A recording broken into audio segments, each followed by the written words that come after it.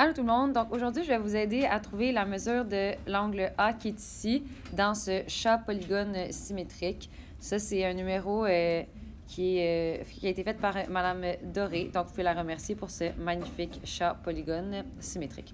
Donc quand on cherche la mesure de l'angle A, ce qu'on a besoin d'avoir c'est la valeur de x qui est juste ici.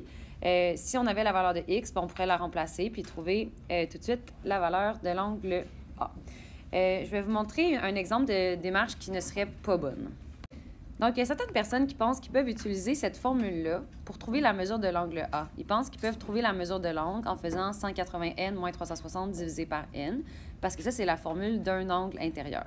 Fait que là, ils comptent leur nombre de côtés, ils voient que ça fait 12, puis là, ils remplacent le n par 12, puis ils trouvent l'angle. Ça ne fonctionne pas parce que ça, c'est une formule qui fonctionne seulement pour les polygones qui sont réguliers. Donc, la formule fonctionnerait si tous les côtés de cette polygone-là étaient égaux, puis tous les angles aussi. Mais en ce moment, c'est pas ça. Donc, cette formule-là, malheureusement, ne va pas fonctionner. Donc, on doit trouver une façon de se créer une équation pour pouvoir trouver notre valeur de x. Donc, il faut qu'on trouve quelque chose qui est égal à autre chose. Puisqu'on est dans un problème qui parle d'angle, ce que je vais aller faire, c'est que je vais aller mettre les mesures d'angle qui manquent ici, là, dans le côté droit, en me fiant sur le fait que le chat est symétrique. Ça veut dire que je vais pouvoir aller reporter les mesures d'angle.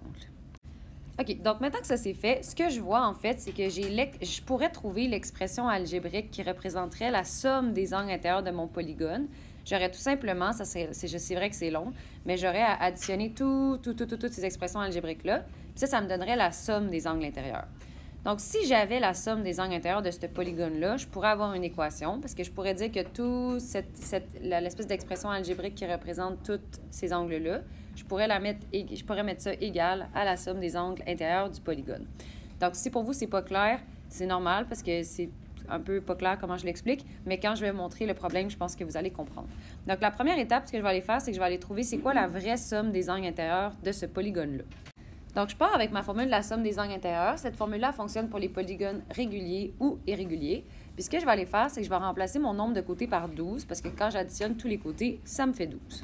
Et ce que ça me donne, en fait, c'est 1800. C'est normal que ça me donne un nombre qui est élevé parce que j'ai plusieurs côtés dans mon polygone. Donc, maintenant, ce que je sais, c'est que la somme des angles intérieurs, c'est 1800. Et puis ça, dans le fond, je vais pouvoir mettre ça égal à la somme des angles intérieurs, mais de façon algébrique. Ce que je veux dire par là, en fait, c'est que tu vas pouvoir écrire 2x plus 5x plus 8 plus 4x plus 10 plus 5x plus 8 et ainsi de suite. Puis tout ça, tu vas pouvoir mettre ça égal à 1800 parce que tout ça, ça va être la somme des angles intérieurs. Donc, c'est égal à la somme des angles intérieurs.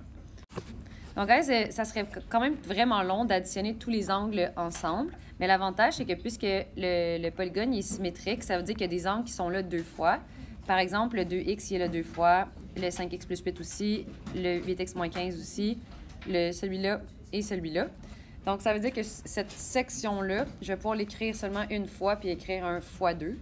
Après ça, par contre, il va falloir que j'ajoute individuellement le 4x plus 10 puis le 5x plus 4. Donc, ici, je t'ai rendu à l'écrire l'angle qui est ici. Je vais aller le zoomer dessus. Le 4 fois 4x plus 5. Je vais aller le réduire tout de suite. Comme ça va être fait. Ça fait 4x plus 20. Donc, comme ça va pas, j'aurai pas à le faire dans mon équation tout à l'heure. Donc, voilà mon immense équation qui est ici. Donc, ça, c'est la section qui est en bleu, que j'ai mis deux fois. Puis ensuite de ça, bien, on a les deux autres mesures d'angle D et J. Ce que je vais faire, dans le fond, c'est que je vais aller distribuer le 2 partout dans ma parenthèse. Puis ensuite de ça, je vais rassembler les termes semblables. Pour aller plus vite, je vais vous donner la réponse finale, comme quand tous les termes semblables sont rassemblés. Donc, quand toute cette grosse patente-là s'est rassemblée, ça fait 57x plus 90 égale à 1800. Nous, on va aller isoler x. Donc, ce qu'on va faire, c'est qu'on va faire moins 90 d'un côté. Et maintenant, finalement, je vais diviser par 57 des deux côtés. Et ce que ça va me donner, c'est que le x, il est de 30 degrés.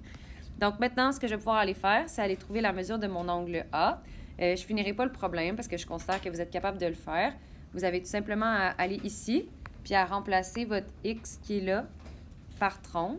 Donc, ce que vous faites, c'est 8 fois 30 moins 15. Puis ça va vous donner la mesure de l'angle A.